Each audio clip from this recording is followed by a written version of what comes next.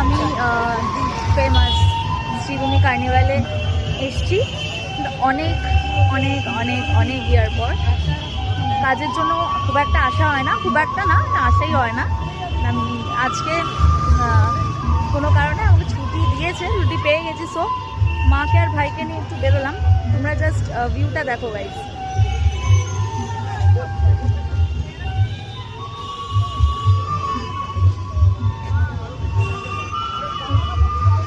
দেখি কতটা কি করতে পারি।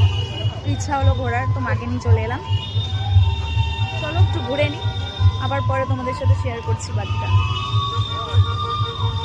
ও চলো, কার্নিভাল শেষ, ঘোরা হয়ে গেছে। কালকে আবার ডিউটি।